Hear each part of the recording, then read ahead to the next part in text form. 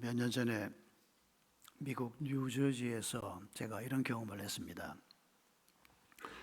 저녁에 설교를 하고 성도들과 함께 차를 마시는 자리였는데 나이가 한 50쯤 된 아주 얼굴이 착하고 선하게 생긴 남자 한 분이 제게 다가왔습니다. 자기는 이민 온 지가 한 15년 됐는데 한인교회를 다니면서 상처를 많이 받고 지금은 근처에 있는 미국인 교회를 출석한다고 했습니다. 그런데 그 교회가 아주 성경적이고 말씀 중심의 교회여서 그 교회에서 신앙생활을 기쁘게 잘 하고 있다고 얘기했습니다. 제가 그분에게 이렇게 질문했습니다. 집사님이 다니시는 교회가 성경적인 교회라고 하시는데 특히 어떤 점이 성경적인지 한번 나한테 설명을 할 수 있겠냐 그랬더니 이분이 잠깐 생각을 하더니 이렇게 얘기했습니다. 목사님, 우리는 말씀대로 살기 위해서 목사님의 설교를 통해서 신명기 말씀을 배웠고 저희 교회 여성도들은 바지를 입지 않습니다. 이렇게 얘기했습니다. 여러분, 여성도들이 바지를 입지 않는다는 얘기 전에도 들어보셨습니까? 신명기 25장, 22장 5절에 보면 남자와 여자가 옷을 섞어 입지 않는다. 남자는 여자 옷을 입지 않고 여자는 남자 옷을 입지 말라. 하나님이 그렇게 명령하셨습니다. 바지 입고 오신 여러분, 이 뉴저지에 있는 이 교회처럼 우리가 바지를 버리는 것이 말씀을 따라 사는 것일까요? 한 2, 3년 지났을 겁니다. 잠실에 있는 한 교회 목사님을 만났는데 그 목사님이 바로 그 전 주간에 했던 집회 얘기를 저한테 들려주었습니다. 대구에서 오신 목사님이었고 상당히 큰 교회 목사님이었는데 서울에 있는 아주 유수한 신학대학원을 졸업한, 그러니까 신학 공부를 제대로 안 한 분이 아니고 제대로 신학 공부를 한 그런 분이었습니다. 나이도 경험이 없는 아주 어린 목사가 아니고 50 후반쯤 되신 분이고, 그건 무슨 뜻인가 하니까 50 후반쯤 되면 벌써 성경을 많이 읽고 신학 서적도 많이 읽고 지식 수준이 젊을 때하고는 달리 좀 깊이 들어가 있다는 뜻입니다. 그런데 이분이 첫날 저녁 설교를 했는데 말씀대로 살자 했습니다. 그런데 이 설교 중에 여러분이 예상했겠지만은 이분도 신명기 22장 5절을 인용하면서 하나님께서 남녀가 옷을 섞고 입지 말라고 그랬는데 우리가 오늘 이 말씀대로 살지 않는 교회가 너무 많다고. 자기 교회는 이 말씀대로 살기 위해서 여자들이 전부 바지를 버렸다고. 자기가 강사로 와서 집회를 인도하는데 이 교회도 그렇게 살기를 권하고 싶다고. 그날 저녁에 집회가 끝나고 난 다음에 그 담임 목사님이 당회를 소집을 했습니다. 그리고 장로님들하고 앉아서 그 목사님의 성경 해석에 이런 이유로 나는 동의하지 않습니다. 그래서 강사에게 두 가지 제안을 했습니다. 당장 집회를 중단하든지 아니면 두 번 다시 신명기 말씀을 언급하지 않고 집회를 마치든지 둘 중에 하나를 선택을 해라. 그리고 내일 새벽 집회 때 바지 버리지 말라고 광고할 거다. 강사 체면이 말이 아니게 된 거죠. 그런데 이 강사가 다시는 그 말 하지 않겠다고 하고 집회를 잘 끝내긴 끝냈답니다. 여러분, 신명기 말씀은 우리가 아는 대로 이스라엘 백성들이 가나안 땅에 들어가기 직전에 하나님께서 모세의 설교 형식으로 이스라엘 백성들에게 주신 말씀입니다. 너희들이 가나안 땅에 들어가면 이렇게 살아라. 그게 신명기 말씀입니다. 그 말씀 속에 가나안 땅에 살고 있는 7족속이 남녀가 옷을 섞어 입는다는 겁니다. 씨앗을 뿌릴 때 씨앗을 섞어서 뿌린다는 겁니다. 짐승 2마리를 결의할 때 이 짐승 2마리를 소, 나귀 이렇게 결의하지 않고 소, 나귀 이런 식으로 2종 결의를 한다는 겁니다. 옷을 지어 입을 때 양털과 배실을 반드시 섞어 짠 옷으로 지어 입는다는 겁니다. 너희는 그렇게 하지 말라는 겁니다. 여러분, 이걸 우리가 어떻게 받아들여야 할까요? 하나님께서는 하나님 알지 못하는 사람들의 문화를 우리가 거부하기를 원하실까요? 아닙니다. 우리가 성경을 그렇게 이해하면 너무 좁게 이해하는 겁니다. 실제로 그렇게 이해한 분들이 종종 있었습니다. 지금 현재도 있습니다. 뭐 그 중에 아마 가장 유명한 분들이 그 미국의 그 동부에 있는 자기들끼리 한 몇만 명이 모여 살면서 뭐 어른만 한 9만 명 된다고 하니까 아이들까지 합하면 상당히 숫자가 많죠. 모여 살면서 문명은 최소한으로 누리고 뭐 전기, 수도 이런 건 누리는데 자동차를 안 타고 마차 타고 다니고 이런 공동체가 있는 거 아실 겁니다. 그리고 그분들의 그 행동에 대해서 제가 전혀 비판적인 태도를 가지고 있는 거 아닙니다. 하나님께서 그렇게 살도록 인도하시면 문명의 이 길을 최소한으로 누리면서 뭐 원시 생활은 아니더라도 아주 단순한 생활을 하는 이런 삶을 선택하는 것은 모든 그리스도인들에게 주신 자유라고 생각합니다. 마치 우리가 식당에 가서 나는 짬뽕 먹을래, 나는 짜장면 먹을래. 여러분 아무 문제 없지요? 짬뽕 먹는 사람이 짜장면 먹는 사람한테 야, 그 시커먼 거 이게 무슨 맛이 있다고 그런 걸 먹냐? 이런 바보 같은 사람이 없을 겁니다. 여러분 하나님께서 그리스도인들에게도 자유를 많이 주셨습니다. 우리가 꼭 해야 될 것 말고 그리고 정말 하지 말아야 될 것 말고는 굉장히 많은 부분에 자유가 있습니다. 그런데 이 자유에 대해서 우리가 다른 사람을 너 어떻게 그렇게 할 수 있냐? 여러분 이건 죄라는 것을 알아야 합니다. 예배당을 지었는데 왜 예배당에 기와를 안 올렸냐? 이렇게 비난하면 그건 잘못하는 겁니다. 우리 공동체가 원하는 대로 이렇게 건축할 수 있고 뭐 집을 저렇게 지을 수도 있고 여러분 이런 자유에 대해서 우리가 좀 더 깊이 생각하되 이방 문화에 대해서 하나님이 무조건 거부하는 게 아니고 거부하는 이유가 딱 한 가지가 있습니다. 여러분 하나님께서 가나안 7족 속들의 이런 섞어서 무언가를 하는 문화를 거부하라고 하는 이유는 이게 우상 숭배와 관련되어 있기 때문입니다. 왜 남녀가 옷을 섞어 입는고 하니까 옷을 섞어 입어야 자기들이 섬기는 신이 건강에 복을 주고 다산에 복을 준다고 믿기 때문에 그런 행동을 하는 겁니다. 왜 씨앗을 무시, 배추씨를 섞어서 뿌리는가? 무시 따로, 배추씨 따로 이렇게 뿌리면 신이 복을 안 준다는 겁니다. 그래서 반드시 섞어서 뿌린다는 겁니다.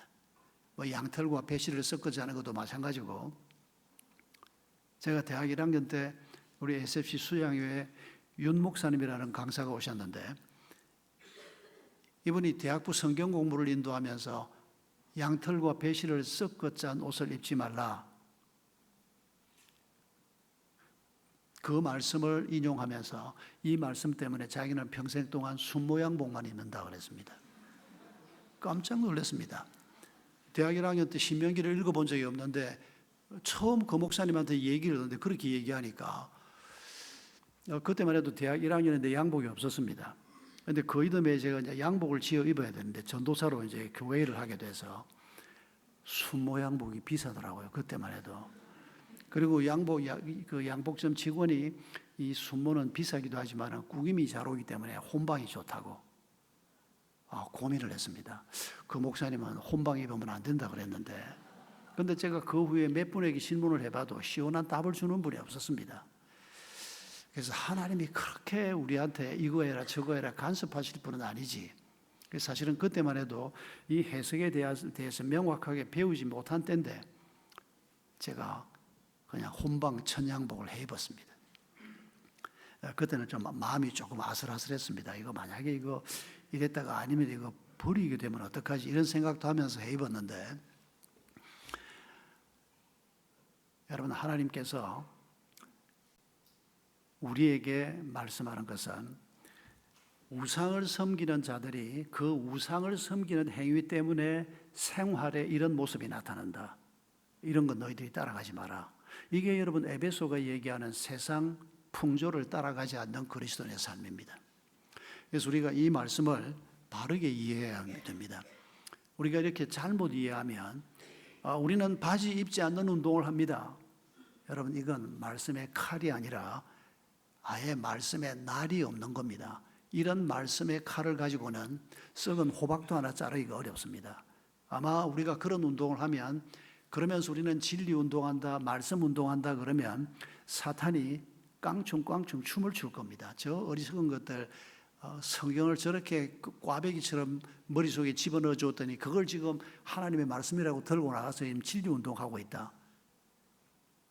여러분, 이런 교회가 가끔씩 이렇게 나타납니다. 사실은 바지 말고도 또 다른 이슈에서도 교회들이 실수하는 경우가 많이 있습니다만은, 그러면 우리가 오늘 이 신명기 22장 말씀을 바르게 이해하기 위해서는 어떻게 해석을 해야 하는가?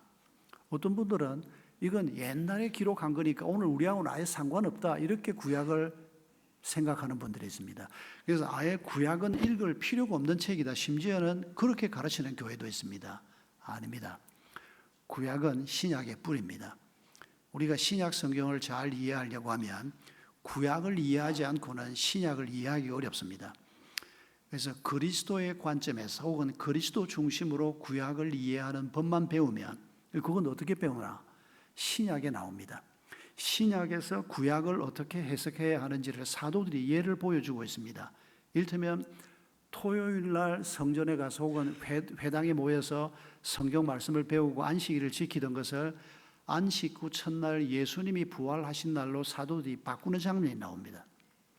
이걸 안식교 같은 데서는 그건 사도들이 월권한 거다. 구약에 말씀이 있는데 왜 사도들이 함부로 그걸 바꾸냐? 그래서 지금도 안식교는 토요일을 안식일로 지킵니다.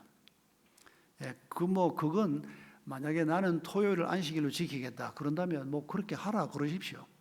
그걸 가지고 굳이 너무 시비를 걸 필요는 없다고 생각하는데, 안식교의 문제는 뭔고 하니까 토요일을 안식일로 지키지 않으면 구원받지 못한다, 이러니까 안식교가 문제가 되는 겁니다.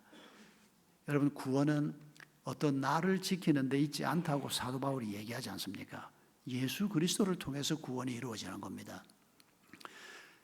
우리가 이런 관점을 생각하면서 오늘 우리 시대에는 사람들이 어떤 우상을 섬기는가를 살펴봐야 하는 겁니다. 가나안 7족속들은 그런 우상을 섬겼습니다. 그래서 그런 생활 양식이 나타난 겁니다. 그걸 따라가지 말라고 하는데, 오늘 우리 시대에는 사람들이 어떤 우상을 섬기는가, 그래서 그 우상을 섬기는 것 때문에 어떤 식으로 사람들이 살고 있는가, 그걸 보면서 우리가 그걸 따라가면 안 된다. 신명기를 이렇게 해석할 때 신명기 말씀이 말씀의 칼이 되는 겁니다. 말씀을 바르게 깨닫고 그 말씀을 따라 살 때 능력이 나타나는 겁니다. 그러니까 성경 저자가 우리에게 말씀한 의도를 따라서, 목적을 따라서 바르게 해석하고 적용하는 것이 말씀의 능력이 나타나는 길이라는 것입니다. 여러분, 오늘 우리 시대에 나를 중심해서 우리 주변 사람들이 섬기는 신이 무엇인 것 같습니까? 1등 신은 자기 자신입니다. 다 내가 신입니다. 그냥 하나님 몰랐을 때는 우리도 그랬습니다.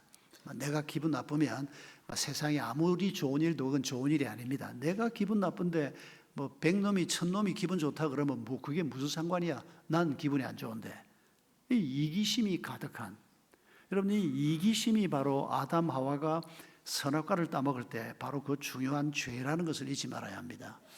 그러니까 이 이기심을 가지고 사는 사람은 자기 자신이 신이 될 수밖에 없습니다. 모든 것이 자기 중심이고 세상의 중심이 자기고, 자기가 중심에 있지 않으면 모든 걸 다 받아들일 수가 없고, 여러분, 이런 사람이 예수 그리스도를 내 삶의 중심에 모셔드리고 그리스도인이 되는 것입니다.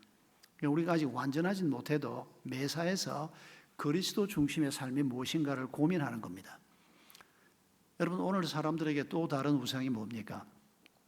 단연코 돈입니다. 돈이 얼마나 능력이 있는지를 우리가 알지 않습니까? 아이들도 돈의 파워를 굉장히 빨리 배웁니다. 저희 소녀도 이제 3살 지났는데 6개월 전에 만났을 때 얘가 그 전에 만났을 때는 돈을 몰랐습니다. 얘한테는 돈 안 줘도 언니한테만 돈을 줘도 왜 난 돈 안 줘요? 그러는 법도 없고, 지한테는 파란 돈을 주고 언니한테는 노란 돈을 줘도 그 돈 차이도 몰랐습니다. 그런데 6개월, 한 몇 달 전에 다시 만났는데 얘가 노란 돈, 파란 돈 차이를 아는 겁니다. 동전과 지폐의 차이를 아는 겁니다. 이걸 들고 나가면 엄마가 굉장히 많은 걸 바꾼다는 걸 얘가 벌써 터득을 하는 겁니다. 아무도 가르치지 않았는데 귀신같이 배워서 벌써 노란 돈이 더 중요한 돈인 거 알고 파란 돈은 그 다음 등급이라는 걸 애들이 깨우치고 있는 겁니다. 여러분, 돈이 그렇게 파워풀합니다. 여러분, 세상 살면서 돈 없이 어떻게 살 겁니까? 우리 그리스도인들도 돈 없이 살 수 있다고 말하는 사람들은 아닙니다. 그렇게 비현실적인 주장을 하나님이 가르치지도 않았습니다. 그러나 중요한 것이 뭡니까? 돈보다 더 힘 있는 것이 있다는 겁니다. 돈보다 더 큰 가치가 있다는 겁니다. 사람들은 그걸 배울 길이 없습니다. 그러니까 돈이 제일 좋은 줄로만 아는 거죠. 그런데 우리는 다행히 하나님을 만나게 되고 하나님을 배우면서 우리가 돈보다 더 중요한 가치가 있고 돈보다 더 크신 하나님이 계시다는 것을 우리가 배웠기 때문에 돈을 하나님처럼 섬겨서는 안 된다는 것을 우리가 깨달은 겁니다.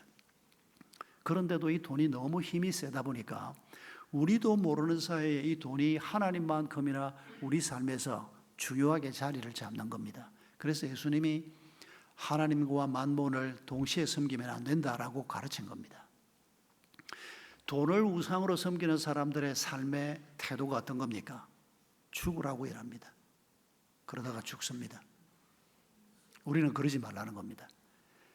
여러분, 돈이 중요하긴 하지만은, 그래서 뭐 엄마도 아빠도 돈 번다고 정신이 없고, 근데 애들 입장에서는 애들이 어린데 엄마 아빠가 애들한테 브랜드 있는 운동화 사주고 맛있는 음식 입히고 좋은 옷 사주고 애들이 그걸 원하는 게 아니고 엄마 아빠가 옆에 있기를 원하고 아빠하고 좀 더 시간을 보내기를 원하고 아이들이 사랑받기를 원하는데, 이 사랑이라는 가치를 우리가 잘 모르면 돈의 가치가 더 중요하다고 생각하면 우리가 그 가치를 따라가는 겁니다.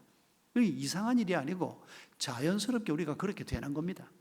심지어 우리가 예수를 만나고 난 다음에도 마음으로는, 이론으로는 돈의 가치보다 더 중요한 가치가 있다고 말은 하고 긍정을 하면서도 실제 삶에서는 눈에 보이는 돈의 가치를 따라 살다 보니까 더 중요한 걸 훼손하게 됩니다. 자신의 건강 잃는 건 다반사고요. 부부관계가 깨집니다. 아이들하고의 관계가 제대로 형성이 되지 않습니다. 특히 아빠들이, 뭐 엄마도 일을 하면 비슷해지겠지만은, 여러분, 하나님이 우리에게 약속하신 것은 부자가 되는 게 아니고 우리의 가정이 거룩하고 행복한 가정이 되게 하겠다는 겁니다. 우리의 일터가 규모가 커지고 돈을 잘 버는 일터가 되게 하겠다, 그런 약속은 하나님이 하지 않았습니다. 아예 없단 말이요. 조금은 있습니다. 그래서 우리의 일터에서 30배, 뭐 50배, 100배의 열매를 주겠다, 그런 말씀도 하시긴 했지만은, 여러분, 그 가치보다 더 중요한 게 뭡니까? 내가 일하고 있는 일터가 하나님의 영역이 되는 것입니다.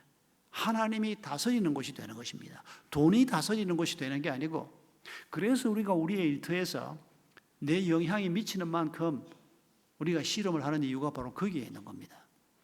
여러분, 아브라함이 가나안 땅을 얻는다고 했습니다. 오늘 우리의 가나안 땅은 어디입니까?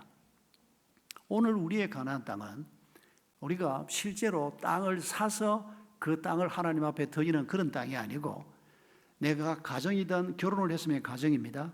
내가 일을 하고 있으면 내가 일하고 있는 영역입니다. 그 영역이 하나님이 다스리는 영역이 되고 거기가 가나안이 되게 하는 것이 오늘 우리가 하나님 앞에 받은 사명입니다. 우리가 그 꿈을 갖지 않고 살면 그 사람을 그리스도인이라고 할 수 있을지 우리가 근본적인 질문을 해보아야 할 것입니다.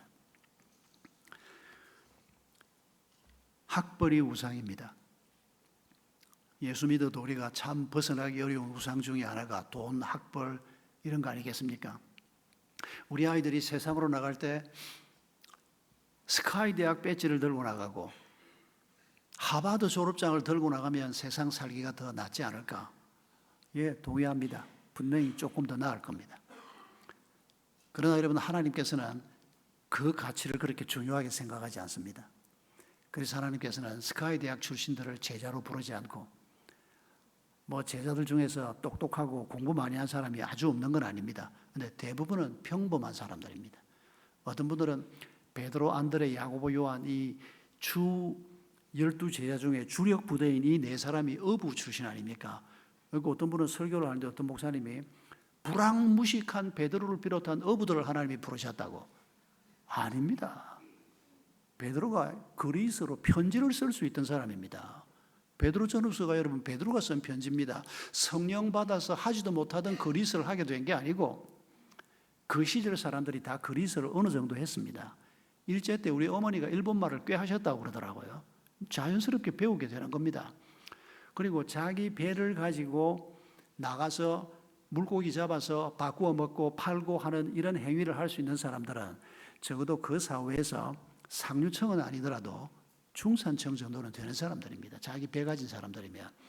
그러니까 베드로를 불황무식하다 이렇게 말하는 건 성경을 좀 더 잘 읽지 않은 오류라고 말할 수 있습니다. 여러분, 여러 해 전 일입니다만은 사교육 걱정 없는 세상에서 샘물교에 있을 때 예배당을 좀 빌려달라. 뭘 하냐? 그러니까 등대지기 강좌를 연다. 그래서 몇 주간 동안 계속해서 화요일인지 저녁마다 강좌를 하는데, 근데 하루 저녁 무슨 강사가 왔는고 하니까 대치동의 최고의 연봉을 받던 강사가 하나, 과외 강사가 하나 거기 스피커로 나왔습니다. 그래서 제가 일부러 그날 참여를 해봤습니다. 양반이 참 그날 했던 말이 인상적이었습니다. 자기가 예수 믿고 신앙 생활을 하면서 이 과외하면서 엄청난 연봉을 받고 아이들을 학원에서 가르치는데 양심의 가책이 돼서 이제 그 양반 그렇게 말하면 학원에서 일하는 다른 사람은 그러면 양심의 가책이 있는데도 일하냐 이렇게 말하면 그 양반이 조금 곤란하긴 한데 어쨌거나 그날 그 양반이 한 말은 그런 말이었습니다. 자기가 양심의 가책이 돼서 왜냐하면 자기 강의를 듣는 아이들이 쓸모가 없다는 겁니다. 그 아이들 중에서 자기 강의를 해서 도움이 되는 아이들은 자기 생각에는 한 2~3% 정도밖에 안 된다는 겁니다. 그리고 그놈들은 강의 안 와도 학원에 안 와도 원래 공부 잘하는 놈들이라는 겁니다. 그러니까 자기 강의가 아이들한테 도움이 안 되는데 돈만 벌기 위해서 아이들을 끌어모으고 그래서 자기가 결국은 양심의 가책 때문에 그만뒀다 그러더라고요. 그러면 그만둬야 되지 않겠습니까? 아무리 돈이 벌려도.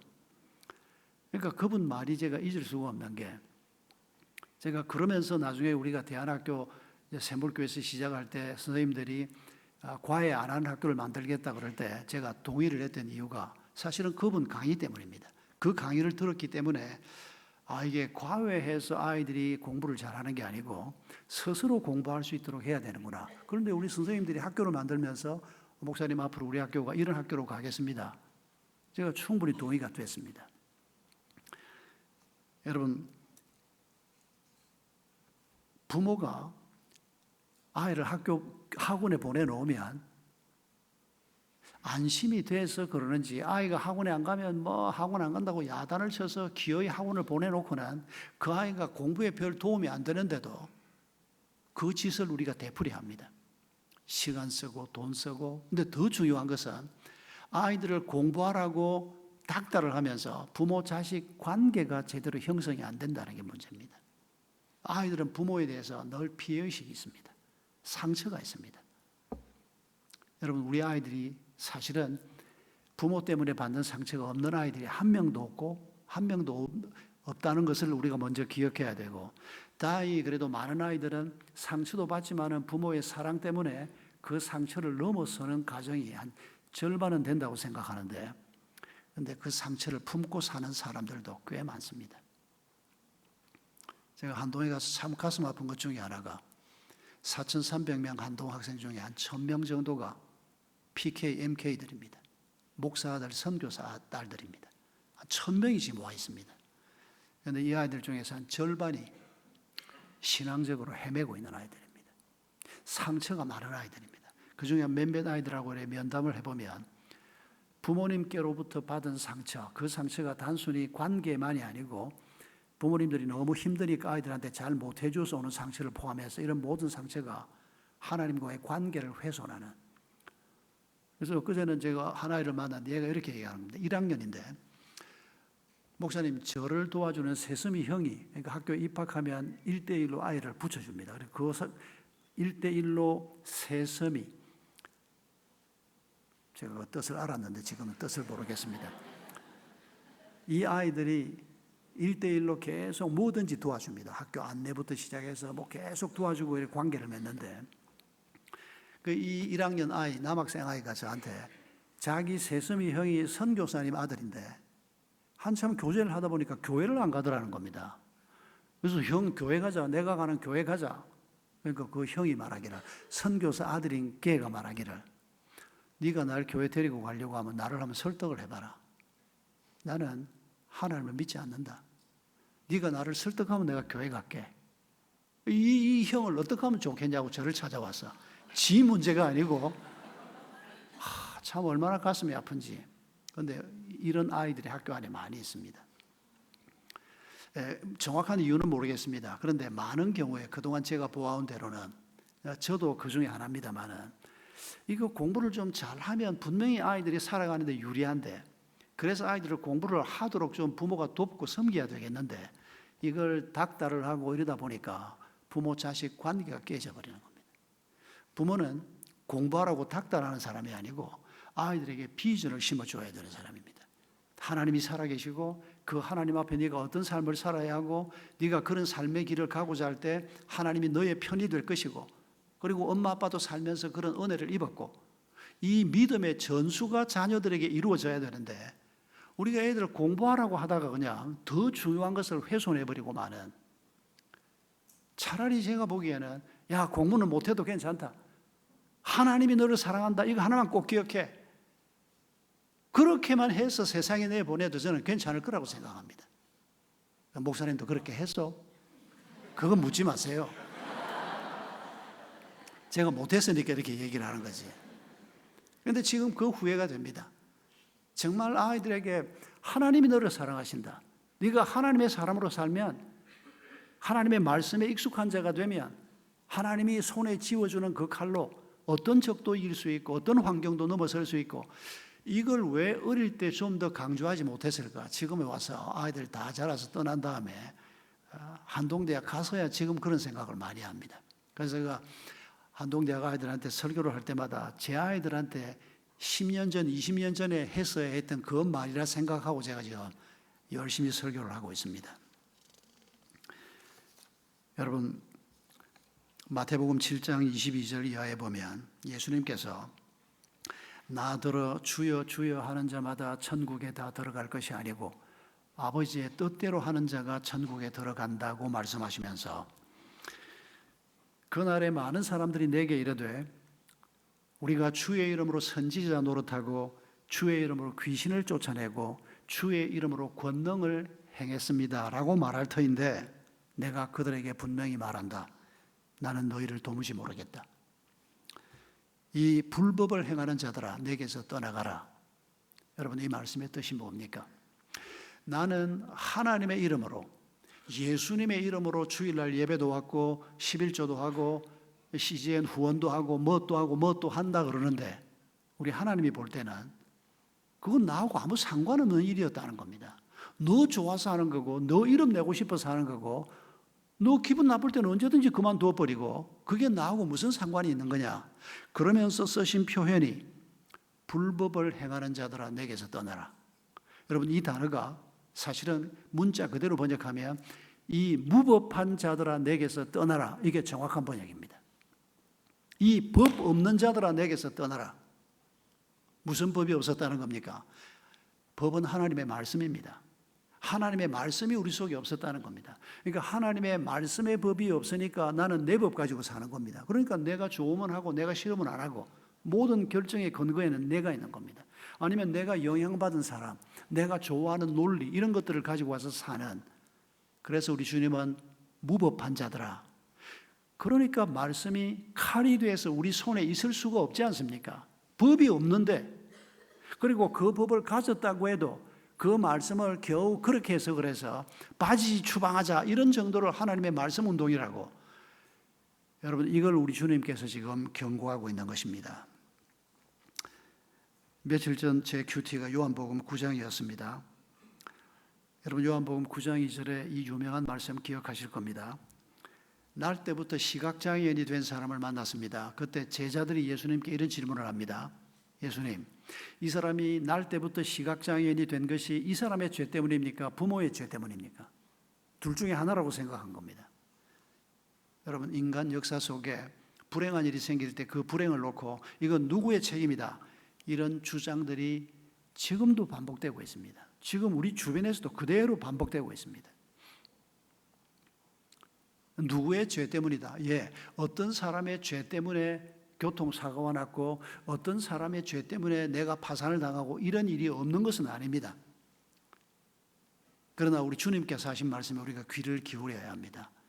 여러분, 어떤 상황을 볼 때 우리가 그 책임이 누구에게 있느냐, 이걸 따질 때는 또 따져야 되겠지요. 뭐 내가 판사고 검사고 경찰이면 우리가 그걸 따져서 그 잘못에 상응하는 벌을 받도록 해서 이 사회를 움직이는 거, 이게 분명히 필요한 점은 분명히 있습니다만은, 그러나 우리 주님의 답이 뭡니까? 우리 주님은 누구의 책임이다, 이런 논리를 벗어나서 말하기를, 이 죄는, 이 시각장애인은 자신의 죄나 부모의 죄 때문에 장애인이 된 것이 아니고 그에게서 하나님께서 하시고자 하는 일을 나타내고자 하십니다.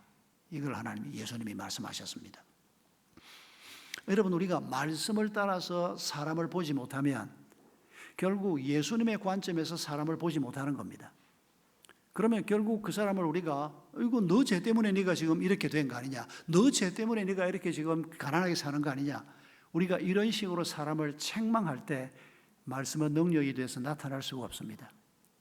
그러나 누가 잘못했든지 간에 어떤 상황이 불행하게 됐을 때 그 상황을 놓고 우리가 주님의 관점으로 사람을 보는 겁니다. 하나님께서 너에게 뭔가 행하실 일이 있기 때문에 오늘 네가 지금 이런 일을 당한 것 아니겠느냐. 그게 성경 말씀이 우리에게 주시는 가르침입니다. 여러분, 이런 관점을 가지고 우리가 사람을 대할 때 거기에 놀라운 능력이 나타나는 것을 경험할 수 있습니다. 책망하는 자에게서 능력이 나타나는 것이 아니고 하나님의 관점을 가지고 사람을 보고 그 사람의 불행을 보고 그 사람을 격려하는 자가 될 때 성령께서 그때 놀라운 역사를 하는 것을 우리가 경험하게 될 것입니다. 그럴 때 말씀이 능력이 되는 것입니다. 여러분, 제가 살면서 우리 성도들에게서 들었던 말씀의 능력 하나를 마지막으로 설교를 마치면서 하고 끝을 내겠습니다. 한 집사님이 나이가 좀 많아서 예수를 믿었습니다. 그분은 거의 50이 돼서 아마 교회를 처음 나왔던 것 같습니다. 아마 40대 후반쯤에. 그리고 교회 와서 큐티 훈련 받고 제자 훈련 받고 사역 훈련 받고 열심히 교회 생활을 했습니다. 남자들이 나이 먹어서 그렇게 하기가 참 어려운데 참 대단한 분이었습니다. 그분이 이제 개인 사업을 하고 있었는데 저하고 이제 제자 훈련, 사역 훈련 2년을 계속 같이 하는 때인데 이제 훈련을 하면 항상 제일 먼저 큐티 나눔부터 하거든요. 그리고 제일 첫 시간에 큐티 훈련부터 하고 매주 큐티 나눔하고 그 다음에 이제 공부하고 하는데 이분이 어느 날 본문에서 하나님의 사랑에 관한 말씀을 큐티를 했습니다. 그리고 이 말씀을 내가 어떻게 적용해야 되나 기도하는 중에 자기가 사장인데 회사에서 한 번도 하나님의 사랑을 이 사람들에게 내가 어떻게 나타낼 것인가 생각해 본 적이 없었다는 겁니다. 그래서 그날 처음으로 내가 그래도 예수 믿고 몇 년이 됐는데 내가 우리 직장에 있는 이 사람들에게 어떻게 하나님의 사랑을 좀 드러내 보여줄 수 있을까 묵상을 하는 중에 아이디어가 생겼습니다. 그게 뭐였는가 하니까 회사의 가장 구석에서 일하는 사람들, 경비 서는 사람들, 그리고 청소하는 사람들을 자기가 대접을 좀 해야 되겠다. 그래서 이분이 저녁에 근사한 식당을 예약을 해놓고 경비 서는 사람, 청소하는 분들만 불러 모았습니다. 이분들에게 아주 근사한 저녁을 대접했습니다. 아마 모르긴 몰라도 사장님이 그날 근사하게 대접을 했다는 거 보니까 그 자리에 참여했던 사람들 평생에 처음 먹어보는 걸 먹었을 수도 있겠다 싶습니다. 여러분, 그 청소하면서 경비 서면서 한 100몇십만 원 받고 가족들 뒷바라지하고 하면서 근사한 식당 갑니까? 갈 수가 있습니까? 겨우 가봐야 짜장면 집에 가서 큰맘 먹으면 그냥 깐풍기 하나 더 먹든지 조금 더 먹는 그 이상을 먹고 사는 사람이 몇 명이나 되겠습니까? 우리 대한민국에. 더군다나 지금 이 얘기가 한 20년 전인데 이분들이 너무 놀란 겁니다. 사장님은 평소에 좀 대하기도 어려운 분인데 근사한 밥을 사주면서 이분이 진심으로 그렇게 말했답니다. 내가 사장으로서 내가 예수 믿고 벌써 한 3, 4년이 됐는데 내가 가만히 생각해 보니까 회사를 위해서 가장 수고 많이 하고 월급은 조금밖에 못 받는 여러분들에게 내가 한 번도 감사의 마음을 전하지 못한 것이 너무 미안해서 오늘 이 식사 자리를 만들었다고. 그러니까 사장이 진심으로 말하는 게 느껴지지 않습니까? 그러니까 너무 고마운 겁니다, 이분들이. 밥도 고맙지만은 자기들을 인간 대접을 해주고 자기들이 직장에서 사장님이 동료로 이렇게 받아주는 게 너무 고마웠던 겁니다. 더군다나 끝나고 난 다음에 그걸로 끝이 아니고 전부 케이크를 하나씩 줬답니다. 식구들한테 가서 내 인사도 전해주고 같이 먹으라고. 거기다가 또 금일봉도 돌렸답니다. 또 1, 2만 원 넣은 게 아니고 꽤 많이 넣은 것 같아요. 적어도 한 돈 10만 원씩은 넣은 것 같아요. 그러니까 이분들이 그날 너무 사장님한테 감동을 한 겁니다. 그리고 이제 과하지 않게 자기가 예수 믿었기 때문인 것을 은근히 전도하려고 그러면서 그날 모임을 마쳤습니다. 한 며칠 후에 간부회의가 있었답니다. 근데 사장이 앉고 이제 간부들이 이렇게 앉는데 옆에서 한 간부가 전무한테 뭐라고 얘기하는 거 하니까 전무님 요새 우리 회사가 좀 바뀐 것 같지 않아요? 이러더라는 겁니다. 사장은 이제 귀를 쫑긋하고 듣고만 했는데 그 전무가 뭐가 바뀌었어? 뭔데? 그러니까 그 사람이 이렇게 말을 하는 겁니다. 사장님 전무님 아침에 출근할 때 그 청소하는 아줌마들이 전무님 요새 어떻게 합니까? 그러니까 전무가 이러더라는 겁니다. 맞아, 바뀌긴 바뀌어서 전에는 전무나 뭐 이래 좀 높은 사람들이 오면 청소하는 아주머니들 아예 피해버린답니다. 청소 인사에도 잘 받지도 않고 사람 대접도 잘 안 해주고 이런 사람이 꼭 끼어 있지 않습니까? 그러니까 높은 사람들이 현관에서 들어오면 전부 다 숨어버리는 겁니다. 그런데 언젠가부터 이제 이분들이 간부들이 느끼는 겁니다. 자기들이 현관문에 들어오면 보이지 않던 청소 아줌마가 나타나가지고 전무님 안녕하세요, 과장님 안녕하세요 이렇게 인사를 한다는 겁니다. 그 얘기를 두 사람이 주고받는 걸 사장이 들은 겁니다. 여러분 그분들이 좀 바뀌었지 않습니까? 사장님한테 밥 대접을 받은 사람들인데 사장님한테 그런 인사를 받은 사람들인데 그러니까 자존감이 생겨난 겁니다. 그 얘기를 이 집사님이 하면서 마지막으로 했던 말이 뭔가 하니까 이 말이었습니다. 목사님, 예수 믿는 게 이런 거면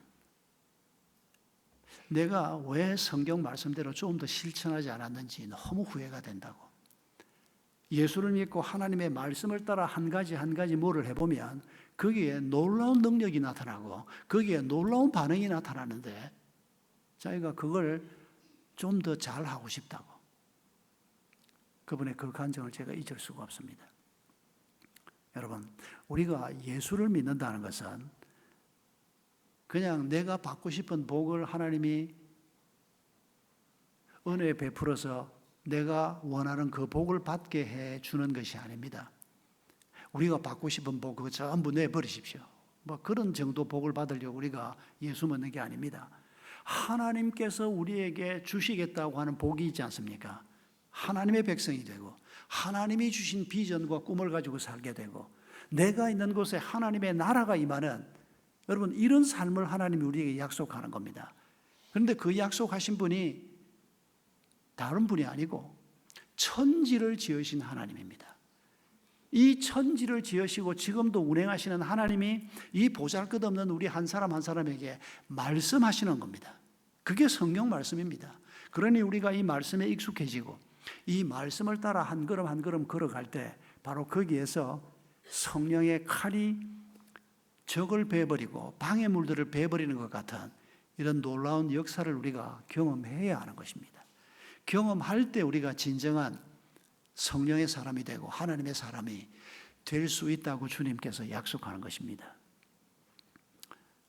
여러분 지난 주간에 성경을 얼마나 읽으셨습니까? 바빠서 못 읽었다고 지금 말씀하려고 그러지요. 여러분 우리가 바빠서 못 읽은 게 아니고 성경을 진짜로 안 믿으니까 못 읽은 겁니다. 여러분 성경이 정말 엄청난 이런 능력을 주고 지혜를 주는 거면 왜 안 읽겠습니까? 우리가 반드시 읽죠. 여기에서 엄청난 것이 우리에게 공급이 되는데 이걸 안 읽는 것은 우리가 믿음이 없기 때문입니다. 성경을 무시하는 당신이 다음에 천국 문 앞에 섰을 때 주님 나 은혜샘물교회 20년 다녔고 10년 다녔고 내가 집사였습니다. 여러분 중에 몇 사람은 나 너 모르겠다. 그 소리 들을 사람이 성경을 무시하고 사는 우리 중에 나올 걸 잊지 마십시오. 성경에 익숙하지 않은 우리 중에 몇 사람은 천국 문 앞에서 그 말을 들을 겁니다. 너한테 무슨 법이 있었냐? 네 좋은 대로 살았지. 너한테 나의 법이 있었느냐? 우리 주님이 그렇게 말씀할 것이 틀림없습니다. 그러나 여러분, 우리가 부족하지만은, 우리가 약점도 많지만은, 우리가 하나님의 말씀을 붙들고 주의 성령의 도움을 얻을 때 오늘 우리의 삶에서 바로 말씀의 양날 선 칼처럼 이 말씀의 칼이 우리의 삶에서 역사하실 것을 기대하시기 바랍니다. 그 기대가 바로 믿음입니다.